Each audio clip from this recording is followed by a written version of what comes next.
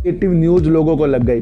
लेकिन मैं आपको एक चीज बताऊं कि कब तक के बच्चा बाप की उंगली पकड़ कर चलेगा, ये होना है ना सर। अगर आपको कुछ मुसीबत का पता लग जाएगा, जो सीधा बंदरगाह से और सीधा खदानों से ले जाने वाला काम वो भी 27% है, बाकी का जो 60% है अभी भी रोडवेज की अपॉर्चुनिटी है, वो अपॉर्चुनिटी वही पहचानेगा जो एफआईएस बनने को तैयार होगा। आप कहेंगे सर एफआईएस पे तो बहुत ज़्यादा पैसा होता है।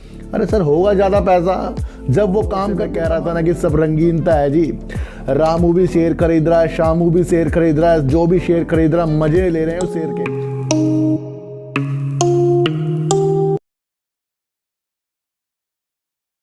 नमस्कार, मैं स्वागत करता हूं आपका अपने ही चैनल पर जिसका नाम है सार्थक बाजार से। और आज बात करेंगे सर टेलीकॉम सेक्टर की, जिसमें हमें आने वाले दिनों में बाहरें मिल सकती हैं 5G का विस्तार होने से, जिसके अंदर सर सुबैक्स भी आ सकता है, रिलायंस इंडस्ट्री भी आ सकती है, वोडाफोन आइडिया और एयरटेल और बाकी शेयर भी इससे प्रेरित होकर इसके अंदर आ सकते हैं कि क्या संभावना हमें आगे के लिए दिख रही है। और बात करेंगे सर यस बैंक की कि किस न्यूज़ से आज जो गिरावट तो वैसी हो रही थी और उसके अंदर भी यस बैंक ने भी हमें गिरावट के आसार दिखा दिए, उसके बारे में भी बात करेंगे। और बात करेंगे कि सरकार के कुछ कदमों से किस तरीके से सीमेंट में और कोयले में आगे जाकर हमें संभावना देखने की वृद्धि मिल सकती है, किस तरीके से रेलवे में विकास होगा और उसकी तहत पर हमें पता लगेगा कि आगे जाकर जो हमारी प्रणाली आगे के लिए बन रही है वो किस तरीके से रेलवे और एसीसी और अंबुजा सीमेंट और अल्ट्राटेक सीमेंट पे बनाई जाएगी, उसके बारे में भी बात करेंगे। इन सब की बात करने से पहले मैं आपको एक चीज़ बता दूं सर कि काफ़ी दिनों से मैं कह रहा था ना कि सब रंगीनता है जी। रामू भी शेयर खरीद रहा है, शामू भी शेयर खरीद रहा है, जो भी शेयर खरीद रहा है मजे ले रहे हैं उस शेयर के, लेकिन प्रॉफिट कोई नहीं बुक कर रहा है। ध्यान रखना सर, मैं लगातार 4-5 दिन से अपना प्रॉफिट बुक कर रहा हूँ। मैं अपना प्रॉफिट बुक कर रहा हूँ, थोड़ा आ रहा है, ज़्यादा आ रहा है, जितना आ रहा है वो मुझे आ रहा है। और यही अभिलाषा मैंने आपके अंदर बनाई थी भाई, अगर आप सारे शेयरों को नहीं निकाल सकते तो अपने प्रॉफिट को तो निकाल सकते हैं बाहर। और आप जब ज़्यादा मजबूत हो जाते हैं जब आपके पास 2-3 डीमैट अकाउंट हो और दोनों में सेम शेयर हो, कुछ ऊपर की प्राइस पे कुछ नीचे की प्राइस पे, और जो आपको शेयरों में तेजी दिखे फिर उससे निकलिए और जो लंबे समय के लिए उसे वहीं पर छोड़ दीजिए। हो गया ना ऐसा सर। जिस तरीके से अमेरिका फेडरल रिजर्व ने अपने ब्याज दरें बढ़ाई और उन्होंने एक जो वाक्य बोल दिया है कि जो ब्याज दरें बढ़ाई गई हैं ये ऊंची जो है लंबे समय तक रहेंगी, बस इसी को निवेशक भाप गए। जब इस तरीके से एफआईएस और बड़े निवेशक भाप जाते हैं जो नीचे खरीद के तब बेच देते हैं जब हम वहां खरीद लेते हैं, तो वो अपने माल को बेचकर प्रॉफिट ले लेते हैं। और वो आशंका किस तरह जताते हैं सर, जिस तरीके से फेडरल कुछ काम कर रहा है, जिस तरीके से कोरोना या जिस तरीके से कोई भी ऐसी चीज़ उन्हें पता लग गई तो वो निकल लेते हैं समेट के, और वो निकलते हैं फिर गिर जाता है बाजार। तो जिस तरीके से अमेरिका फेडरल रिजर्व ने जो कह दिया है कि जो उनकी ब्याज दरें लंबे समय तक रहेंगी, बस यही चुभ गया है निवेशकों को। ध्यान रखिए, ये गिरावट कल भी थी, आज भी है और आगे भी होने की संभावना हो सकती है, लेकिन ये एक विषय बन जाता है अच्छे शेयरों को रोकना और अच्छे शेयरों को लेने का। जो इस बात को समझेगा वो अपनी अभिलाषा को जानेगा। सारे शेयर गिर रहे हैं तो सारे जब शेयर गिर जाते हैं तो कोई भी शेयर को अच्छा नहीं कहना चाहिए और कोई भी शेयर को आपको बेकार नहीं कहना चाहिए कि भाई वो अच्छा है ये बेकार है। जब सब कुछ गिरता है तो मार्केट के रुख से गिर रहा है और सब में ही अपॉर्चुनिटी है और वो अपॉर्चुनिटी वो ही पहचानेगा जो एफआईएस बनने को तैयार होगा। आप कहेंगे सर एफआईएस पे तो बहुत ज़्यादा पैसा होता है। अरे सर होगा ज़्यादा पैसा जब वो काम करते तब हम वही काम करेंगे। हम तो कम प्रॉफिट लेते हैं, वो ज़्यादा लेंगे, तो अपने को एफआईएस से कम मत समझो सर। लेकिन वहाँ पर आपको एफआईएस समझना पड़ेगा जब आप अपने प्रॉफिट को देखते हैं। अब किसी को भी प्रॉफिट लेना और बेचना और शरीर को खरीदना और रखने की सलाह नहीं है, बल्कि एक ऐसी अभिलाषा है जो लगातार आपको तेज़ी दिख रही थी, मायूस कर दिया उसने, तो उस चीज़ को भी आपको अब समझना पड़ेगा। अब बात करेंगे कि सरकार जो कर रही है इस बजट में 50,000 वैगन खरीदना चाह रही है, यानी कि रेलवे के लिए 50,000 जो डिब्बे होते हैं, कार्गो होते हैं जो लेकर जाते हैं सामान, उसके लिए वो 50,000 का एक मेगा प्रोजेक्ट और मेगा ऑर्डर देने वाली है। अब ये ऑर्डर किस लिए दिया जा रहा है सर? सीमेंट कोयला और खाद्य सामग्री को एक जगह से दूसरी जगह ले जाने के लिए ये ऑर्डर दिया जा रहा है, क्योंकि कमी होगी ना, क्योंकि 27% अभी सिर्फ रेलवे इस तरीके का काम कर रहा है, जो खाद्य और जो आपका सीमेंट ले जाना, कोयला जो सीधा बंदरगाह से और सीधा खदानों से ले जाने वाला काम, वो भी 27% है। बाकी का जो 60% है अभी भी रोडवेज की द्वारा हो रहा है वो। तो वर्तमान में सरकार इसको 50% में लाना चाह रही है, 2030 तक के इसको 50% तक ले आएगी, लेकिन उसके लिए डब्बे चाहिए ना फिर, तो उसके लिए इन्होंने ऑर्डर की एक प्रस्तुति कर दी है। अब इन डब्बों को जो बनाएगा उसकी बल्ले बल्ले होने वाले, यानी कि BEML, ये भी आप शेयर देख लेना, ये भी इस तरीके का काम करता है। लेकिन हमने देखा है कि रेलवे में जब इस तरीके का विकास होगा तो फिर वहाँ पटरियाँ भी तो बिछेंगी, पटरियों में खड़े होने के लिए इतने डब्बे भी तो चाहिए होंगे।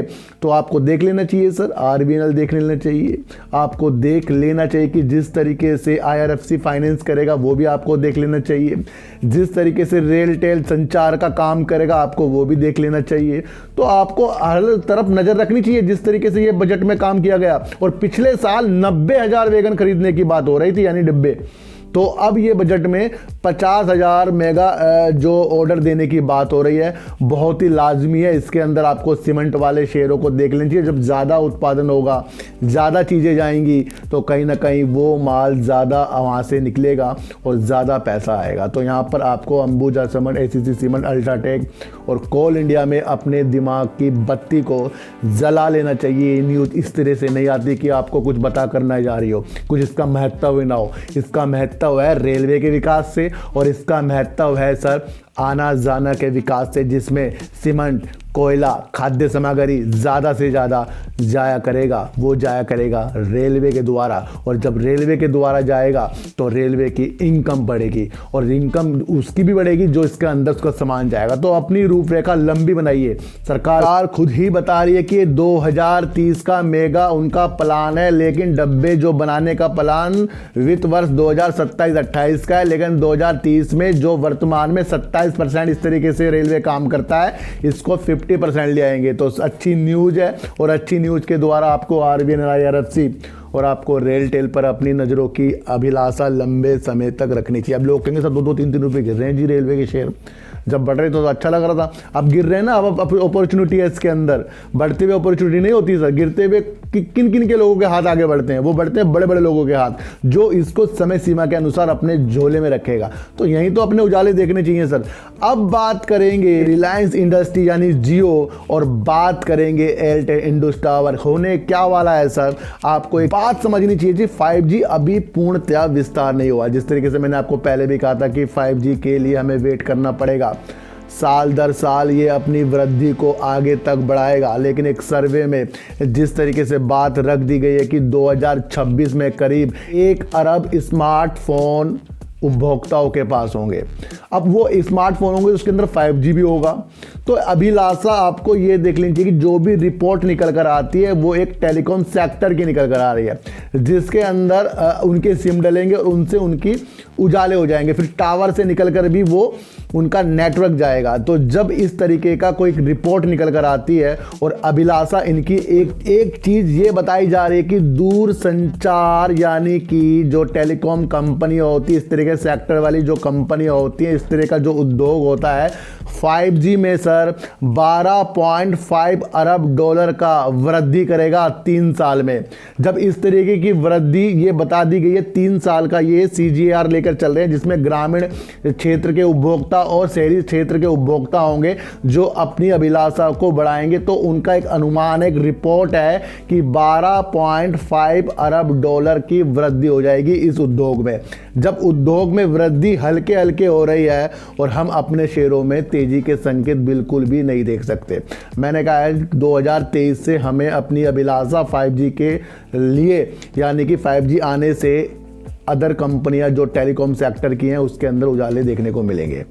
क्योंकि ये तो सर साल आपको गवर्नमेंट की बैंक और आपका रेलवे ने ही अपना मस्ती कर ली है, लेकिन आगे जाकर आपको टेलीकॉम सेक्टर के शेयर देखने को मिलेंगे जिस तरीके से एक रिपोर्ट निकल कर आ रही है। तो रिपोर्ट की न्यूज़ों पे भी काम करिए, क्योंकि ये रिपोर्ट बना रहे हैं ऐसी कोई बना रहे रिपोर्ट बना रहे, इसका ताल्लुक है ना सर कि अरब जो स्मार्टफोन होंगे, उपभोक्ता होंगे, वो किस लिए होंगे, उसके अंदर 5G का नेटवर्क तो होगा ना, और जितनी वृद्धि होती जाएगी, ये 3 साल का अनुमान लेके चल रहे हैं, तो स्टेप बाय स्टेप हमारा टेलीकॉम सेक्टर बढ़ने वाला है, इस पर आपको नज़र रख लेनी चाहिए सर। इसके अंदर शेयर आपको पता है HFCL, इंडस टावर, आपको वोडाफोन आइडिया, ये सारे शेयर आ जाएंगे अगर वोडाफोन आइडिया की किस्मत सही रही तो जनवरी फरवरी में, जिस तरह सरकार ने कहा है। तो अब बात करेंगे यस बैंक की, और यस बैंक की किस न्यूज़ से आज भी आपको गिरावट देखने को मिली।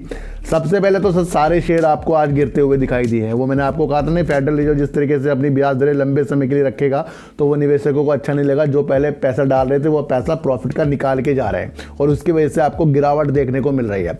यस बैंक में जिस तरीके से 2 निवेशक जो आ रहे हैं, मैंने कहा था कि जब वो 2 निवेशक आएंगे तो कहीं ना कहीं बड़े निवेशक भी इसके अंदर से निकलेंगे, और जिस तरीके से कहा गया था कि भाई कोई नहीं लॉकिंग पीरियड में बड़े बड़े प्लेयर निकलेंगे, एक न्यूज़ निकल कर आई थी कि भाई SBI भी बना रहेगा, लेकिन आपको ये जान लेना चाहिए कि जब बैंक का पुनर्गठन हो रहा था तो एक शर्त रखी गई थी कि 26% से SBI अपनी होल्डिंग कम नहीं करेगा। वर्तमान में SBI के पास 30% की होल्डिंग है, लेकिन मैंने कहा ना कि जिस तरीके से अलग निवेशक आएंगे, पैसा आएगा, तो ज़रूरी नहीं कि वो चीज़ें यहाँ रहेंगे, क्योंकि उन्होंने तो काफ़ी नीचे की तरफ इसके अंदर होल्डिंग ली है। लेकिन लोग ये नहीं समझ रहे थे, लोग कह रहे भाई ये रखेंगे, लेकिन ये तो हमारे MD कह रहे हैं, प्रशांत कुमार जी ने एक चीज़ कह दी है कि मार्च 2023 के बाद SBI अपना स्टेक 24% का कर लेगा, यानी कि 3 साल जब लॉकिंग पीरियड के खत्म हो जाएंगे मार्च में, तो वो अपना स्टेक 24% का कर लेगा। तो यहाँ से निवेशकों ने भाप लिया कि जो बैंक इसको संभाल के रख रखा है, जिसने 30% का स्टेक अभी भी रखा हुआ है, और जिस तरीके से आगे जाकर ये 26.1% का हो जाएगा, और उसके बाद मार्च में ये 24% का हो जाएगा, तो कहीं ना कहीं एक ये निगेटिव न्यूज़ लोगों को लग गई। लेकिन मैं आपको एक चीज़ बताऊं कि कब तक के बच्चा बाप की उंगली पकड़ कर चलेगा, ये होना है ना सर। अगर आपको कुछ मुसीबत का पता लग जाए कि ये मुसीबत होने वाली है, कब तक उस मुसीबत में जियोगे आप? यार वो दिन आने वाला है, यार वो दिन आने वाला, क्या होगा क्या होगा क्या होगा, अब हो ही जाने दो ये चीज़ें। देखो सर, जब तक के यस बैंक इन चीज़ों से अलग नहीं होगा कि जिन्होंने इसके अंदर स्टेक लिया है वो तो जाएंगे, कभी भी जा सकते हैं, तो तब तक तो पता लगेगा ना कि यस बैंक हमारा कितना अच्छा है, कितना बढ़िया है, कितना कदमों में खड़ा है। अभी तो सिर्फ यही दिखाया जा रहा है कि स्टेक वालों ने इस बैंक को संभाला है, लेकिन हमें अपने प्रशांत कुमार जी की प्रतिभा में पूरा विश्वास है, और वो ग्रोथ की तरफ इस बैंक को लाया है। अब लोग कह रहे सर आपने ना ऊपर ले लिया, देखो सर ये आज भी गिर गया। सर मैंने कम शेयर लिए हैं, और अपने को मजबूत करने के लिए मैं प्रॉफिट ले चुका हूँ पहले इसके अंदर, लेकिन मैंने फिर भी इसके अंदर कम शेयर लिए हैं। वो इसलिए लिए हैं कि आगे जाकर अगर जिस तरीके से लोग कह रहे हैं 16 आएगा, तो वहाँ पर मैं अपना एवरेज कर सकता हूँ। जिस तरीके से कुछ लोग कह रहे हैं 37 रुपये जाएगा, तो वहाँ मैं अपसेल कर सकता हूँ। तो मैं दोनों तरफ लेके चलता हूँ सर, इसलिए यही एक मार्केट है। तो इस न्यूज़ का इफेक्ट पड़ा है कि 24% का SBI अपना स्टेक मार्च 2023 के बाद रख लेगा। देखो सर, ये लोगों के लिए निगेटिव हो सकती है, लेकिन मेरे लिए पॉजिटिव संकेत है। और जिस तरीके से अब Q3 का परिणाम आएगा, तो उसके अंदर जो 2 निवेशक हैं वो भी इसके अंदर शामिल ही रहेंगे, क्योंकि वो भी अभी एक अंग बन गए हैं यस बैंक का। तो आपको ये देखना है सर किस तरह से अब ये Q3 का जो अपना रिजल्ट प्रस्तुत करते हैं उसके अंदर क्या निकल कर आता है, किस तरह से बातें होती हैं, किस तरीके से उसके अंदर ग्रोथ दिखाई जाएगी। तो सारी निगाहें अब Q3 के इसके रिजल्ट पर टिकी है।